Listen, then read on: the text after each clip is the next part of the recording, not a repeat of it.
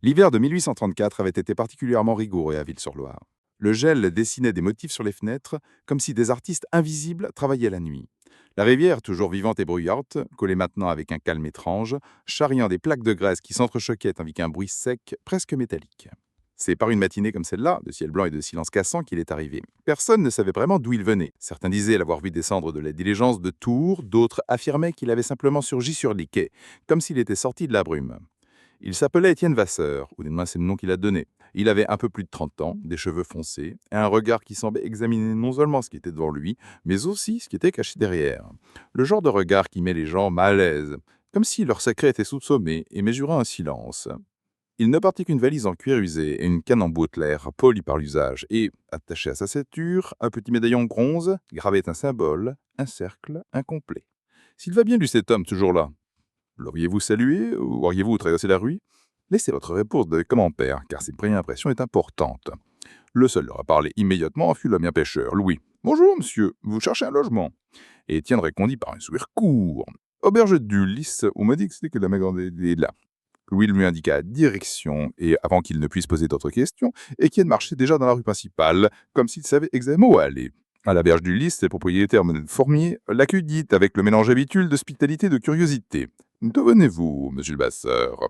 Il posa la liste par terre, regarda autour de lui et répondit séclement « de lieux froids ».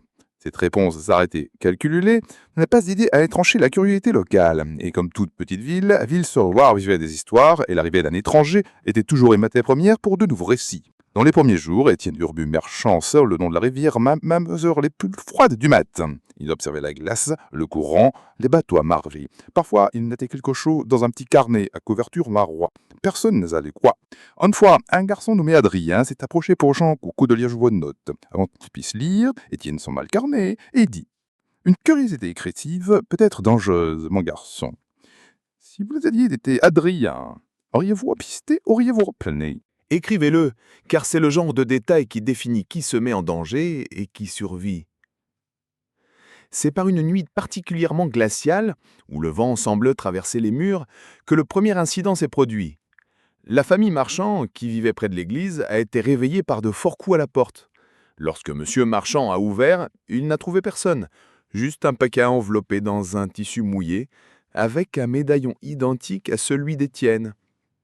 Le prêtre Benoît, appelé par la famille, a regardé l'objet et a pâli. Il n'a rien dit, il l'a simplement rangé dans la sacristie, loin des regards curieux. Le lendemain, Madame Fournière a raconté l'épisode à la boulangerie. Les clients ont échangé des regards méfiants. Personne n'a dit ouvertement qu'il soupçonnait Étienne, mais tout le monde y pensait.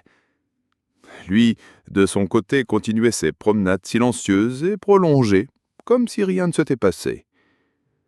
Si vous aviez assisté à cette histoire, l'auriez-vous fait confiance jusqu'ici? Ou auriez-vous déjà été certain que quelque chose n'allait pas? Au fil des semaines, d'autres petits épisodes se sont produits. Une rangée de chaises trouvées au milieu de la place, alignées comme si elles attendaient un spectacle. Des empreintes de pas à la neige qui commençaient à la porte d'une maison et se terminaient au milieu de la rue, sans suite. La cloche de l'église qui sonnait toute seule au milieu de la nuit. Dans tous les cas, personne ne voyait rien. Mais il y avait toujours quelqu'un qui jura avoir vu Étienne à proximité. Un matin, le pêcheur, lui, le trouva sur le quai, observant un bloc de glace qui flottait lentement en aval. « Que regardez-vous tant, monsieur Vasseur ?»« La glace garde plus qu'il n'y paraît, » répondait-il. « Parfois, elle gâche des voix. » Lui ne posa plus de questions. Il préféra partir. Le climat dans la vie commença à changer. Les conversations à la taverne se faisaient plus basses quand Étienne entrait. Les mères serraient leurs enfants contre elle. Les prêtres évitaient de croiser son regard. Et puis vint le jour qui marquerait le véritable début de l'histoire. Le jour où quelque chose s'est passé devant tout le monde, en plein jour, sans possibilité de déni. Le matin du 17 février, la place centrale était animée. C'était jour de marché, et les vendeurs exposaient leurs marchandises malgré le froid mordant. L'odeur du pain fraîchement cuit se mêlait à celle du poisson frais venant des étals près de la rivière. Au centre de la place, les enfants de Corrèze, glissant sur le petit puck de glace formé pendant la nuit. Parmi eux se trouvait le petit Adrien qui riait fort, ignorant le vent glacial qui rendait son visage rouge. C'est alors que le silence tomba, pas lentement, comme quand une conversation se termine, mais abruptement, comme si l'air lui-même s'était retiré. Tout le monde regarda au coin où la rue principale rejoignait la route menant au quai. Là se tenait Étienne Vasseur, immobile, observant la scène. Il n'y avait rien de menaçant dans sa posture, et pourtant chaque regard qui croisait le sien s'éloignait rapidement, comme s'il était douloureux de maintenir le contact. Sans dire un mot, il commença à traverser la place, les vendeurs s'écartèrent, les conversations se dissolvèrent et même les enfants cessèrent de jouer.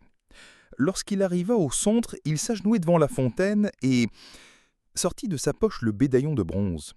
Il le posa sur le bord de la pierre, le cercle complet tourné vers le haut. « Que faites-vous » demanda M. Marchand, la voix hésitante. « Je laisse un souvenir » répondit Étienne, sans le regarder. Il se tourna, regarda tout le monde un instant et, sans se presser, s'en alla, par la même rue d'où il était venu.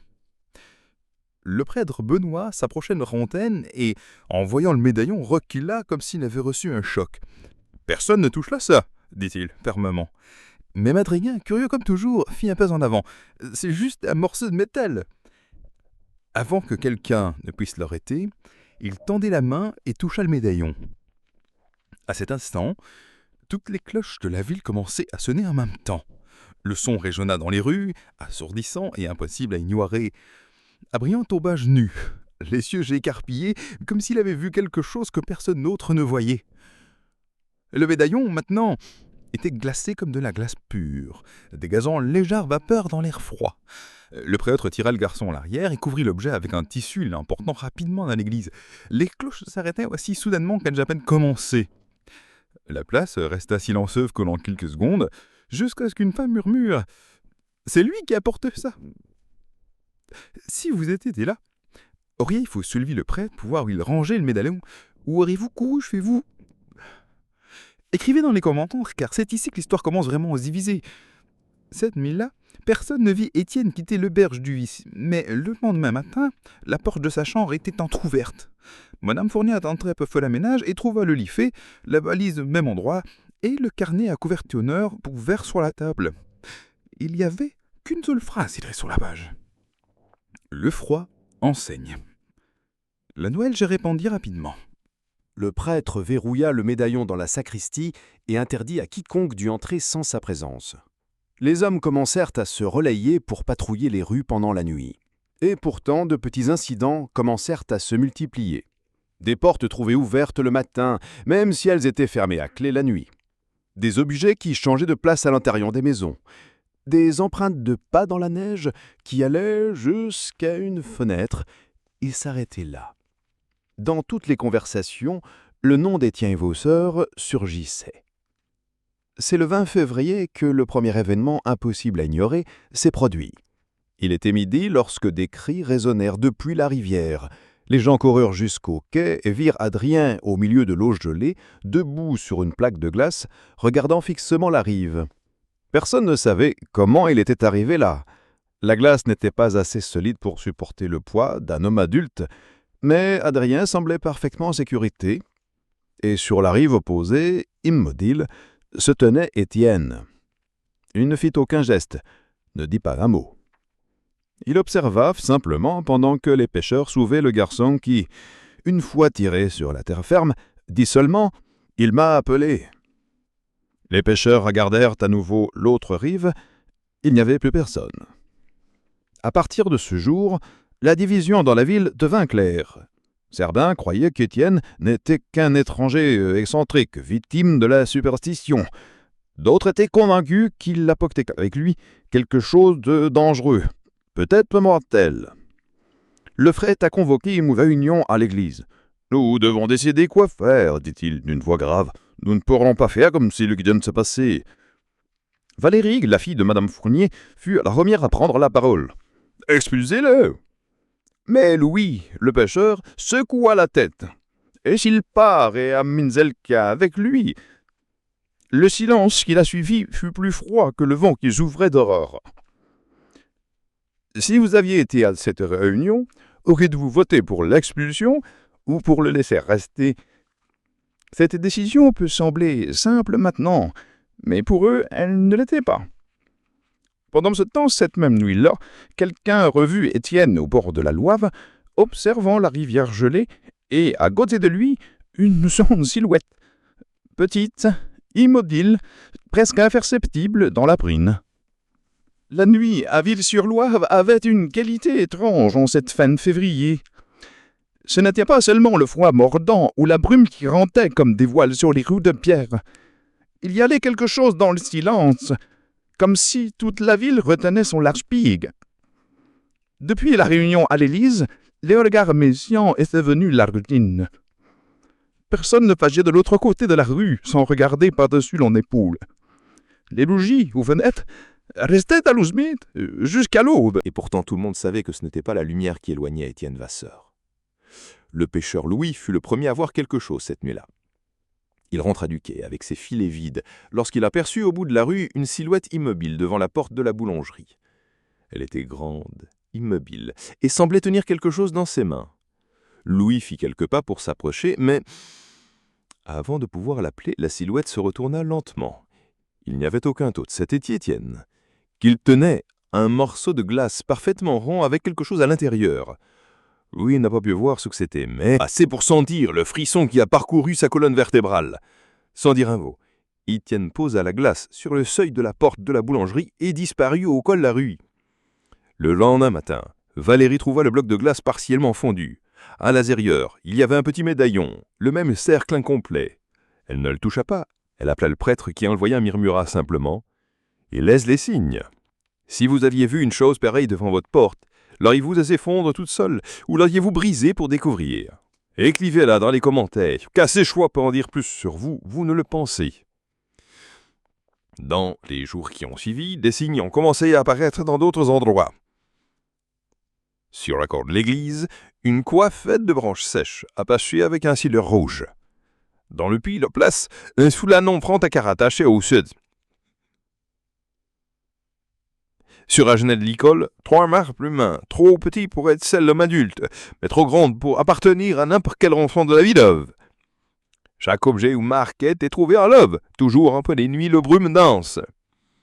Le team attention augmenté au moins que le fer a convoqué une deuxième réunion, cette fois-ci avec seulement quelques l'hommes de confiance, Louis, Monsieur Marchand et 2 frères pêcheurs, Pierre et Antoine.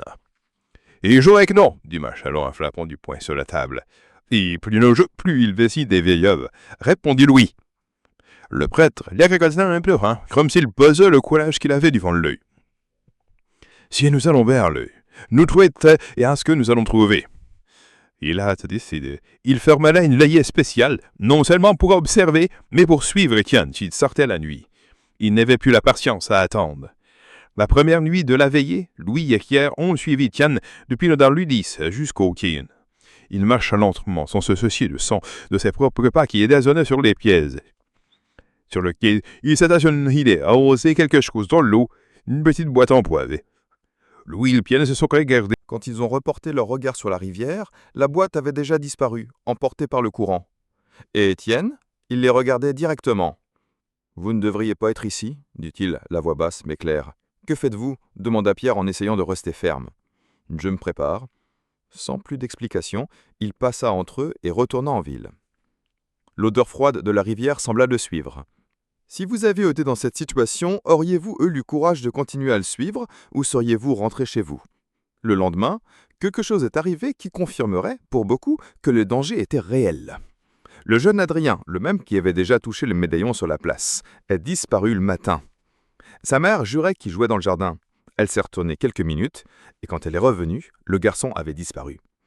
Les recherches ont commencé immédiatement. Hommes et femmes ont fouillé chaque recoin de la ville et les bords de la rivière, les champs voisins, rien.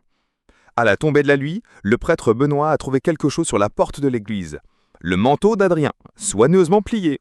Dans la poche, un morceau de laise, cette fois-ci avec un petit papier à l'intérieur. Sur le papier, une phrase.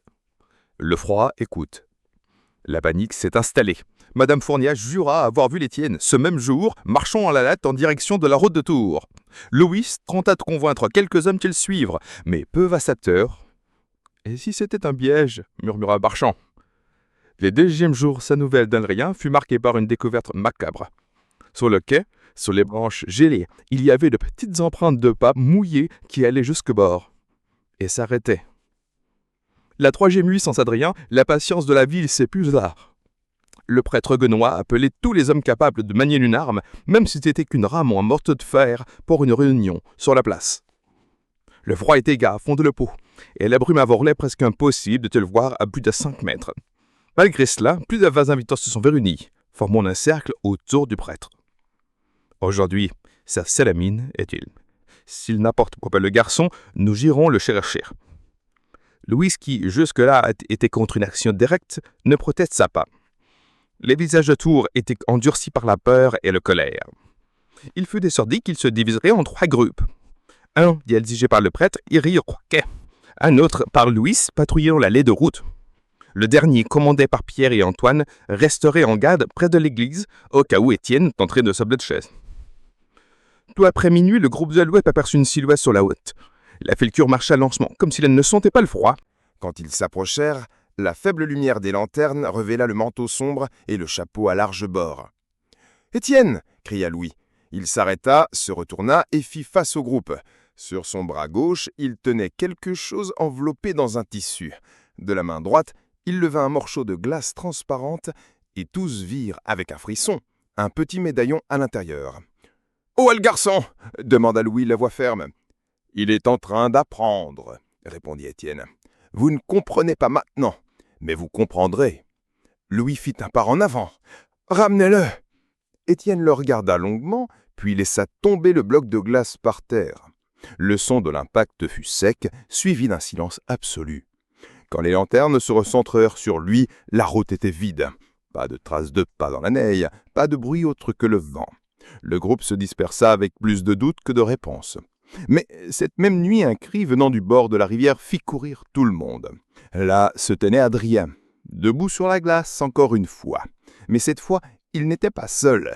À côté de lui, une seconde silhouette, grande, immobile. Le prêtre et Louis coururent sur la passerelle en bois, essayant de l'atteindre. La grande silhouette se retourna lentement et le visage d'Étienne devint visible à la lumière de la lune. Il posa sa main sur l'épaule d'Adrien et dit quelque chose que personne ne put entendre. L'instant d'après, la glace céda. Les deux disparurent dans les eaux sombres. La panique fut immédiate, les pêcheurs jetèrent des cordes, les hommes nourrissèrent la glace avec des rames, mais rien ne fut trouvé. Pas de corps, pas de vêtements, rien. Au d'aube, la ville était plongée dans un silence pesant. Certains disaient qu'Adrien avait été emporté pour toujours. D'autres affirmaient qu'il reviendrait, comme cela s'était déjà produit auparavant. Mais tout le monde savait que quelque chose avait changé.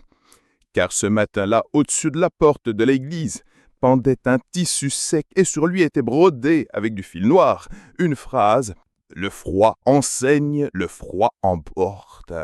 Et vous, si vous auriez été là, auriez-vous cru que c'était la fin ou seulement le début ? Comment elle ? Car pour Vis-sur-Loire, le véritable terreur était encore à venir.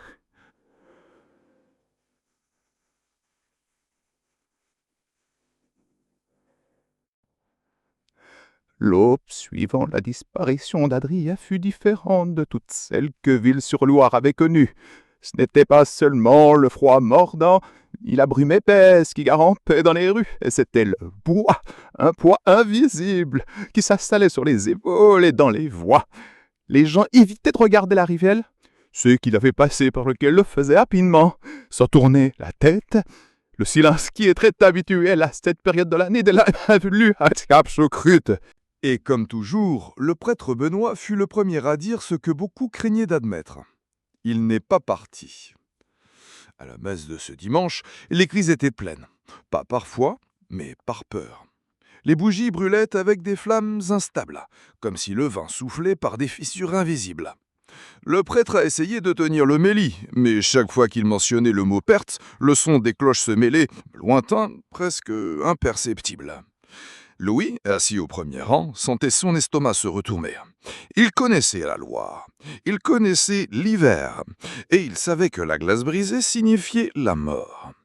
Mais il n'y avait pas de corps, et cela, au fond, l'effrayait plus que toute autre chose.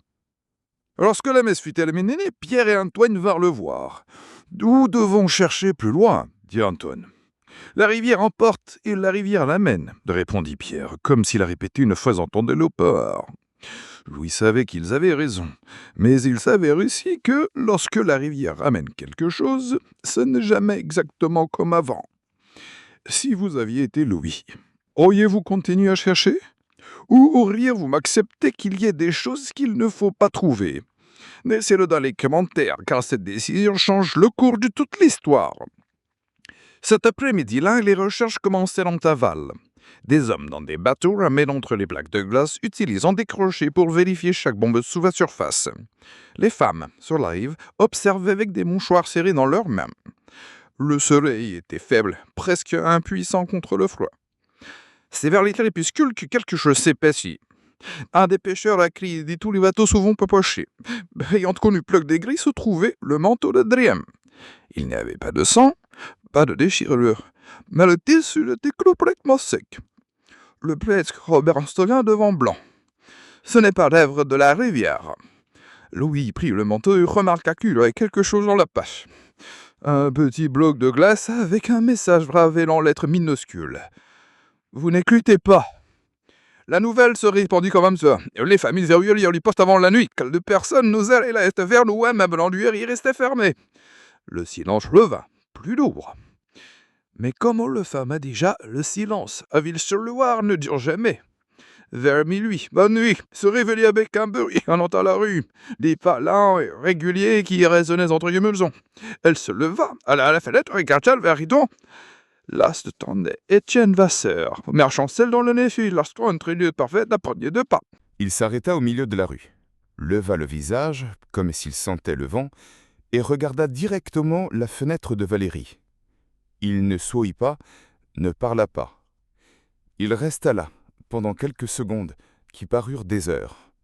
Puis il se retourna et se dirigea vers le quai. Valérie ne put plus dormir après cela. Le lendemain matin, elle chercha Louis et lui raconta ce qu'elle avait vu. Il soupira simplement. Il hâta. Si vous aviez été à la place de Valérie, auriez-vous appelé quelqu'un sur le champ ou seriez-vous resté silencieux, de peur de ce qui pourrait arriver si vous agissez? Et c'est ici que l'histoire va commencer, à s'approfondir sur la disparition d'Adrien et la nature d'Étienne, révélant qu'il n'est pas seulement un homme, ou que, s'il y a été, il ne l'est plus. Louis n'aimait pas le mot « attendre » quand il parlait d'Étienne. Attendre impliquait qu'il y était un moment précis, une sorte d'objectif. Et pour quelqu'un comme lui, cela signifiait que Ville-et-Soins faisait partie d'un plan que personne ne connaissait. Ce même jour, le prêtre Benoît réunit de nouveau les hommes. Mais cette fois, le temps était différent.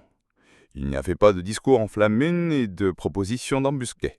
Il n'y avait qu'un poids collectif, le sentiment que ce qui allait arriver n'était plus entre leurs mains. « Que veut-il » demanda Antoine. « Ou qui veut-il » compléta Pierre. Le prêtre ne répondit pas. Il regardait simplement par la fenêtre de la sacristie, d'où l'on voyait la rivière, avec ses eaux sombres et ses fragments de glace.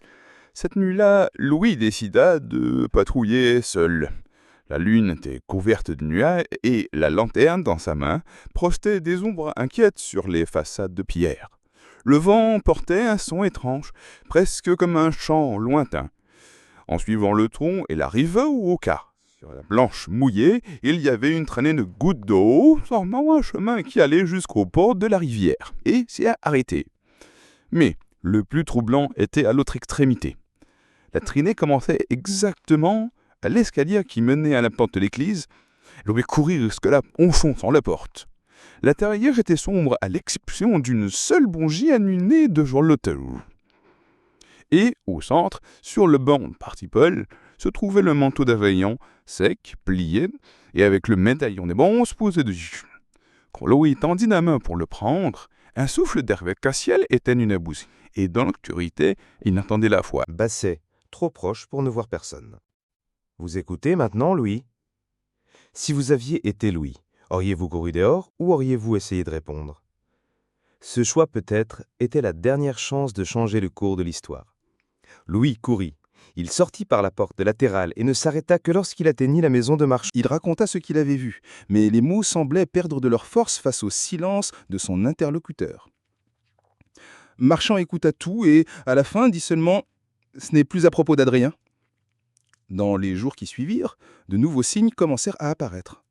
Un seau rempli d'eau gelée, laissé sur le seuil de la boulangerie. Un poisson mort suspendu à la porte de l'école.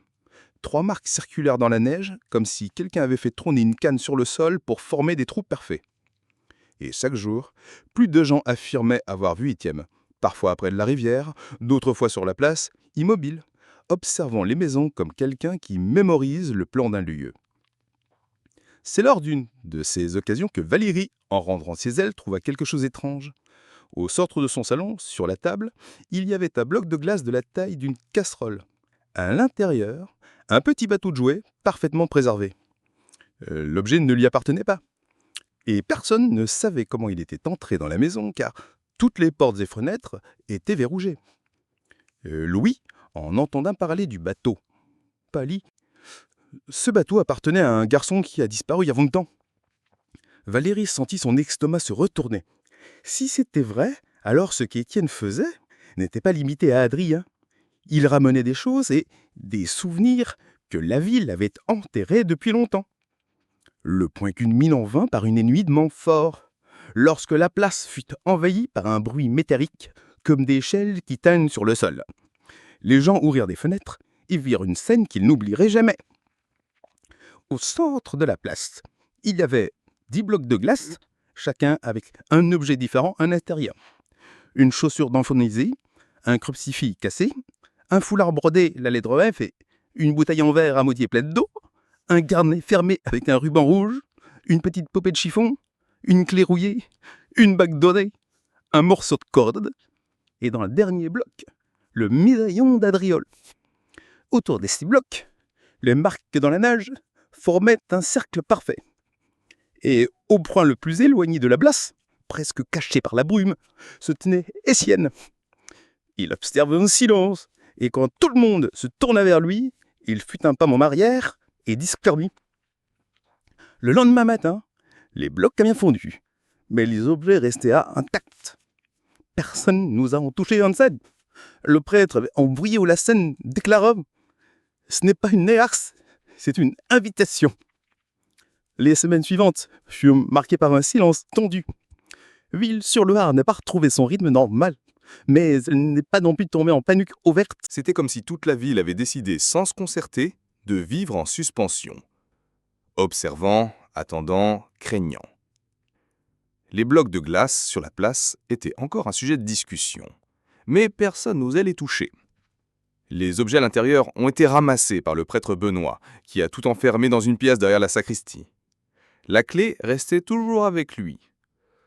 Louis soupçonnait que le prêtre n'avait pas tout raconté sur ce qu'il avait vu là-bas. Et cette méfiance augmenta lorsque, à l'après-midi, il trouva le vieil homme assis seul dans l'église, fixant le crucifix cassé. « Ce crucifix, n'est-ce pas celui d'église ?» demanda Louis. Benoît ne répondit pas immédiatement. Il a été perdu il y a 50 ans, un hiver comme celui-ci. Louis fronça le sourcil. Vous êtes en train de dire qu'il ramène des choses d'autre temps ? Pas seulement des choses, répondit le prêtre d'un ton grave, des histoires entières. Si vous aviez été Louis, auriez-vous cru à cette idée ou auriez-vous pensé que le prêtre était simplement fatigué et impressionné ? Commentez-le, car cette réponse vous dira si vous variez continuer ou non. C'est cette même semaine que Valérie apporta au prêtre une découverte, un vieux carnet trouvé dans le grenier fait d'auberge d'Illis. Les pages étaient jaunies et la calligraphie, penchée et élégante, enregistrait les récits d'un homme nommé Étienne Vasseur, daté de 1784. Louis, en entendant la date, sentit un frisson parcourir la colonne vertébrale. Si c'était le même homme, cela signifierait qu'il était dans la ville depuis au moins 50 ans. Mais comment ? Le prêtre lut à voix basse des extraits de journal. La glace ne fait pas que conserver, elle gâte ce qui doit être rappelé et, qu'en ces moments, elle le rend. Plus loin, il y avait les mentions Montfort disparu, d'objets rendus intacts et de preuves, et c'est pour la ville. Les noms étaient différents, mais les histoires étaient étrangement familières. Louis ferma le carnet. C'est impossible. Le prêtre regarda. L'impossible exigeant à grande se produire sous nos yeux. Ils décidèrent de ne pas parler du journal à tout le monde, mais Kerr, qui avait entendu des parties de la conversation, répandit des rumeurs à la taverne. Et en quelques jours, la moitié de la ville croyait Jacques Étienne est une présence ancienne liée aux hivers les plus rigoureux et aux disparitions inexplicables. Et c'est à ce stade que la tension commençait à se transformer en l'action. Et dans chaque île de 4, nous irons jusqu'au moment où un groupe décide d'en compter directement, ce qui en sera l'un de première s'il avait des victimes. Louis ne pouvait pas se sortir le journal de la tête. L'idée qu'Étienne avait déjà marché dans les mêmes rues, vu les mêmes maisons et regardé les mêmes gens, des siècles auparavant, le laissait inquiet. Le prêtre insistait pour garder le secret, mais la rumeur grandissait. Au coin des rues, on chuchotait. Il revient à chaque hiver plus froid, et qu'il emportait toujours quelqu'un que la ville n'oublie jamais. Par une nuit de mars, la tension explosa. Un groupe de 8 hommes dirigé par Pierre et Antoine décida qu'il attendrait Étienne sur la route du quai. Louis était contre, mais il savait que cela ne servirait à rien d'essayer de les arrêter. Le vent soufflait fort, lorsque, vers minuit, la silhouette apparut. Étienne marchait comme toujours, pas calme, regard fixe. Quand il vit le groupe, il s'arrêta. « Aujourd'hui, ça se termine !» dit Pierre, brandissant une rame comme une arme. Étienne inclina légèrement la tête. « Vous ne comprenez pas ce que vous faites. » Le premier a avancé, puis Antoine. Il fit 2 pas et sentit le sol sous ses pieds céder. La rue était couverte de glace fine, là où il y avait auparavant de pierres sèches. Il tomba, il brut quelque chose qui se brisait résonna dans la nuit. Du sol, Antoine regardait ses mains. Elles étaient couvertes d'une mouche de glace, qui montait rapidement le long de ses poignets. Pierre courut pour l'aîné, avant que la selle fût tombée. Lui, qui regardait de loin, cria « Arrêtez, vous ne gagnerez pas comme ça !» Mais personne ne l'entendit. La glace avançait, emprisonnant Antoine sur place, tandis qu'Étienne s'approchait calmement. « Ce n'est qu'un avertissement, dit-il, s'agenouillant devant un homme emprisonné. » Là, ce dont touchait, la glace commença à fondre, mais elle laissa des marques blanches sur la peau, comme des brûlures. Antoine fit libérer, et le groupe, maintenant paniqué, recula. Étienne passait devant au sens pressé, continuant en direction de la rivière. Le lendemain matin, Antoine ne pouvait plus bouger, caracotant ses doigts. Les marches sur Chambas ressemblaient à de la neige compactée et accrustée de la peau, et le froid ne le quittait pas, mais une seule couverture. Ville-sur-Loire comprit le message. Au fronté, Étienne fa cette fois sa repris. Après l'attaque sur Antoine, Ville-sur-Loire a plongé dans une vociférante eau. Ce n'était seulement la présence d'Étienne qui s'effoyait. C'était la certitude qu'il n'avait aucun moyen de l'arrêter. Le prêtre Bruno suggérait de chercher de l'aide à l'extérieur, à Tours, même à Paris. Louis fut le premier à sortir volontaire. Le lendemain matin, lui et 2 pêcheurs sur la route, apportant la lettre écrire par le prêtre, décrivant tout. Le froid était moins intense, mais la brume semblait plus dense à chaque pas. Le voyage jusqu'à Tours a duré 2 jours. Quand ils arrivèrent, ils cherchèrent la mairie et remirent la lettre au maire. Il la lut en silence, et à la fin, poussa un soupir fatigué. « Ville-sur-Loire. »« Vous connaissez la ville ?» demanda Louis. « Je connais les histoires, répondit le maire en fermant la lettre, et il n'y a rien que nous puissions faire. » Louis s'est mis en colère. « Rien! Un homme terrorise le village !» Le maire le regarda, sérieux. « Si ce n'était qu'un homme, j'enverrai la garde. » Les 3 revinrent à Ville-sur-Loire plus confus que lorsqu'ils étaient partis. Mais le sentiment d'impuissance augmenta lorsque, en entrant dans la ville, ils virent tout le monde rassemblé sur la place en silence, regardant le centre. Là, sur le sol de pierre, il y avait un nouveau bloc de glace. À l'intérieur, parfaitement préservé, se trouvait la lettre que Louis avait remise au maire, et attachée à la lettre une petite plaie rouillée. Le prêtre s'approcha et lut les mots gravés dans la glace.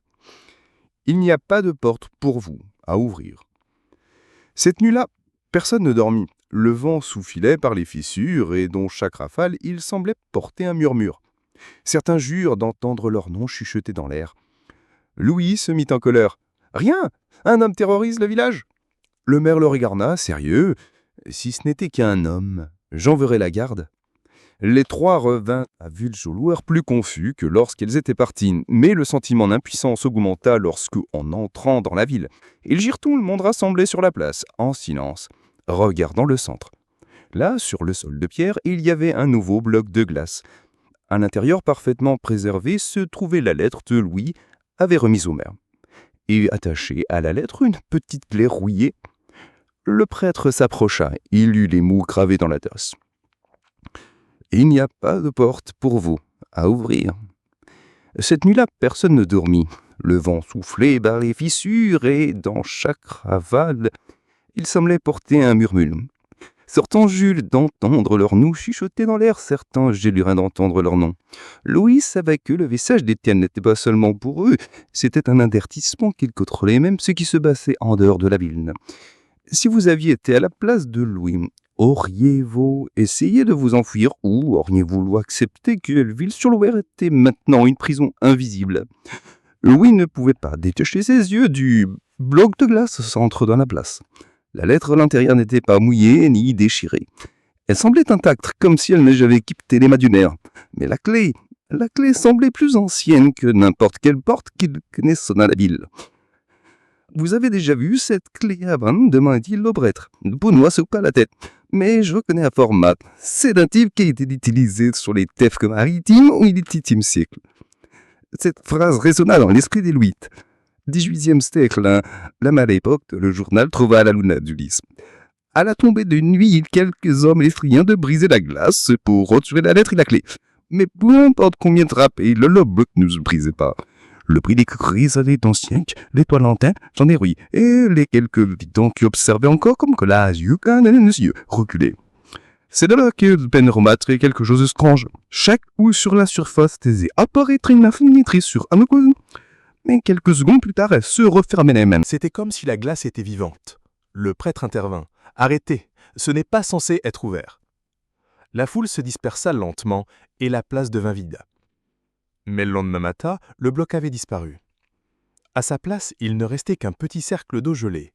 Seulement, ni la lettre ni la clé ne furent retrouvées. Valérie, qui était restée éveillée toute la nuit, jura avoir vu Étienne passer par la place peu avant l'aube, transportant quelque chose d'emballé.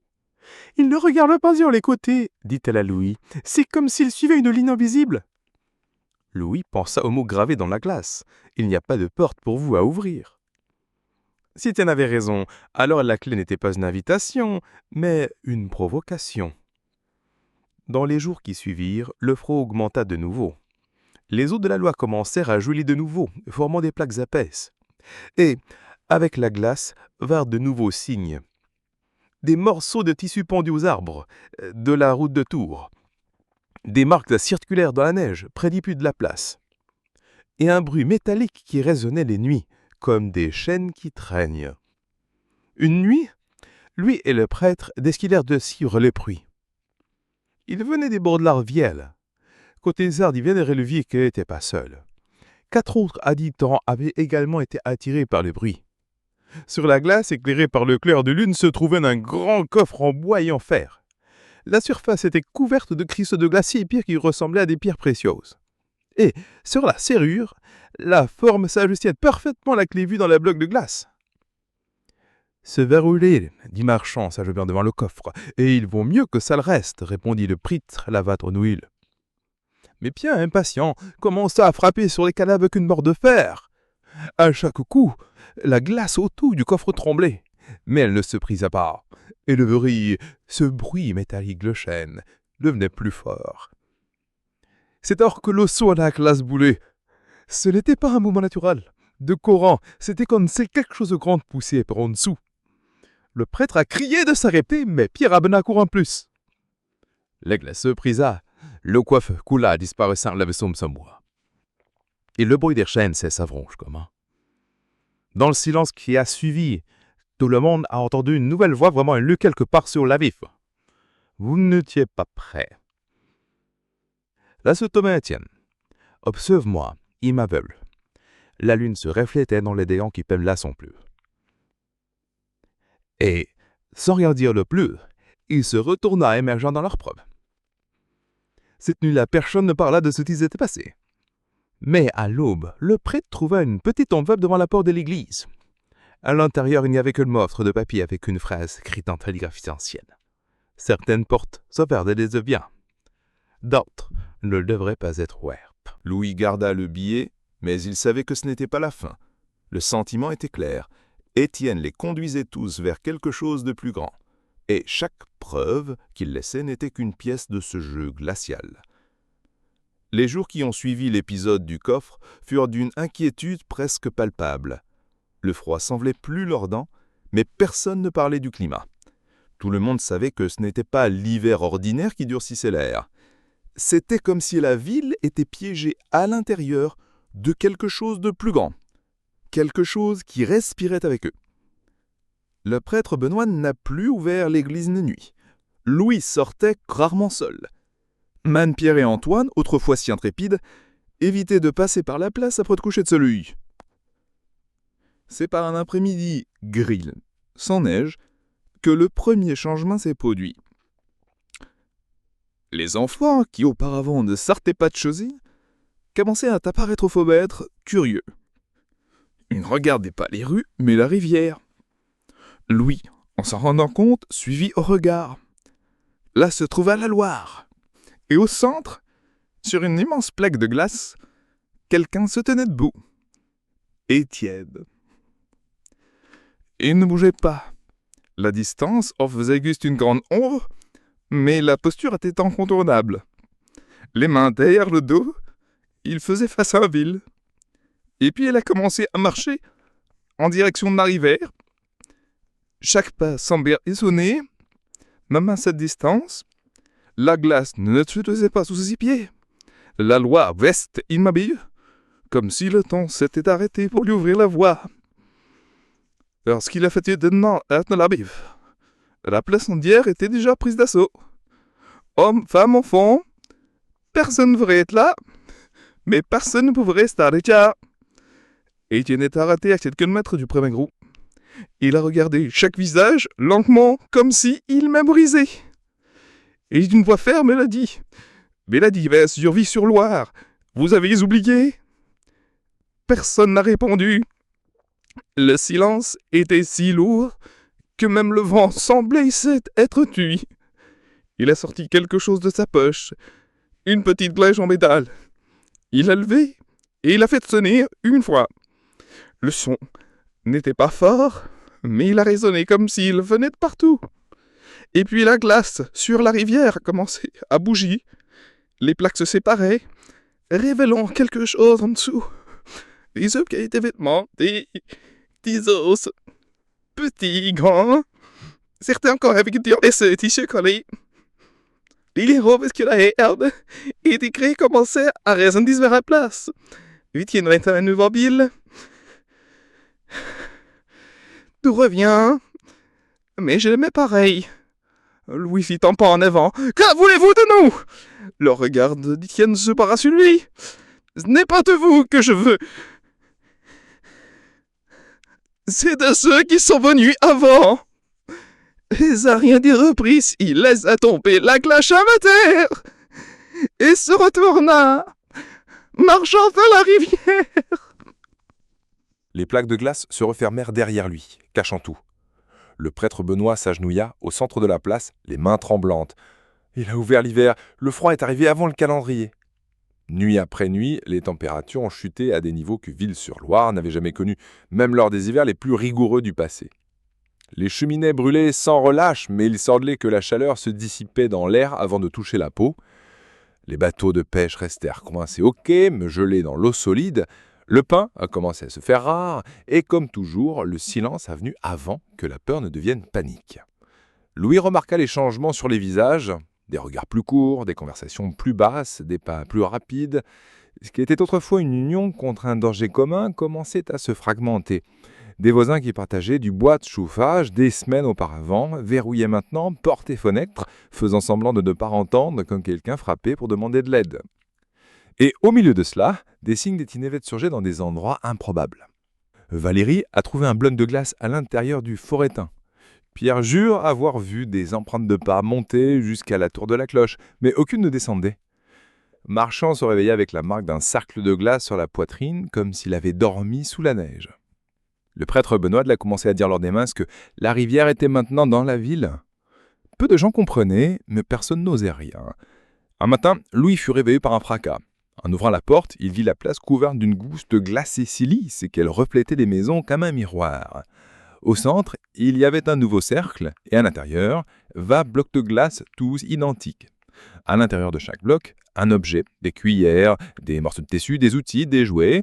Mais dans un d'eux, il y avait quelque chose qui fit reculer tout le monde, le chapeau d'Avrir. Personne n'a rien touché. Le prêtre s'approcha et regarda le cercle. « C'est une carte ?» murmura-t-il. « Louis s'enseigné sur vous, une carte pour vous, pour là où il veut que nous allions. » Au crépuscule, la glace commença à s'étendre, pas seulement sur la place, mais dans les rues. C'était comme si la rivière avait décidé d'avancer courant tout. Les habitants essayaient de la briser avec des haches, mais la glace se reformait quelques secondes plus tard comme un organisme vivant. Et dans le reflet de la surface lisse, tout le monde voyait non seulement eux-mêmes, mais d'autres figures déformées qui se déplaçaient n'importement. C'est à ce moment que Étienne est apparu. Il n'est pas venu de la rivière cette fois.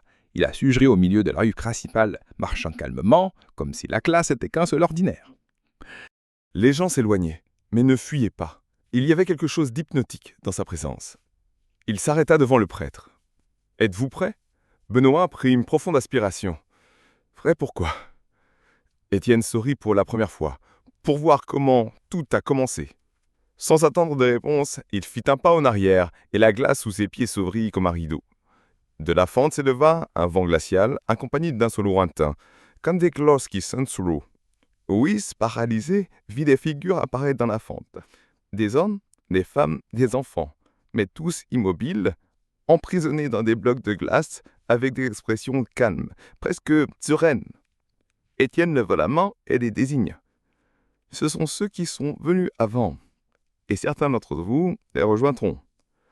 Le vent augmenta, répandant de la neige sur la place.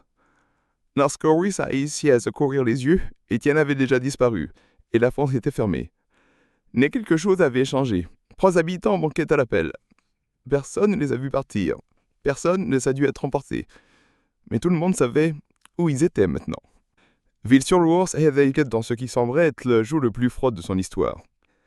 Il n'y avait pas de vent, mais l'air faisait mal aux poumons, comme du verre à baiser. La glace recouvrait chaque surface, chaque toit, chaque porte. Certaines maisons étaient scellées par des couches si épaisses que leurs habitants ne pouvaient pas sortir. La tasse était Mekouessan. Une certaine glace occupait maintenant presque tout l'espace central. Et au milieu du ruillis se trouvait quelque chose de nouveau. Une structure haute, faite de blocs de glace empilés, comme un hôtel. Au sommet, une génération se balançait toute seule, même s'il n'y avait pas de vent. Louis et le prêtre Manoir s'approchent à la reprudence. La glace où l'organe ne crêtait pas, ne glissait pas, elle était trop solide, trop froide. Quand ils furent prêts, il y a qu'elle chantelait le médaillon d'Adrien. Soudain, une ombre se prélève sur eux, et il entreta. L'heure est venue. Le prêtre essayait de garder sa voix ferme. L'heure de quoi? Étienne baissa les yeux vers le médaillon. De fait, ce qui a été interrompu. Le bruit de barre se met à passe. Des habitants commençaient à sortir de leur maison attirés par quelque chose qu'ils ne pouvaient pas justifier. Bientôt presque tout était rassemblé autour de Meute le Grasse. Personne ne baronnait. Les regards étaient fixés sur Étienne. Il leva la main et désigna 3 personnes dans la foule. Valérie, Pierre et Action. Vous.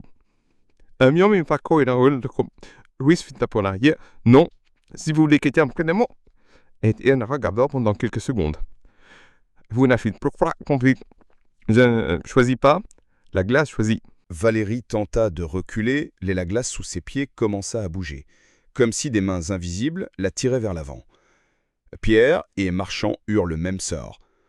Le prêtre tenta d'intervenir, mais le froid était si intense que ses mains commencèrent à brûler juste en touchant la glace.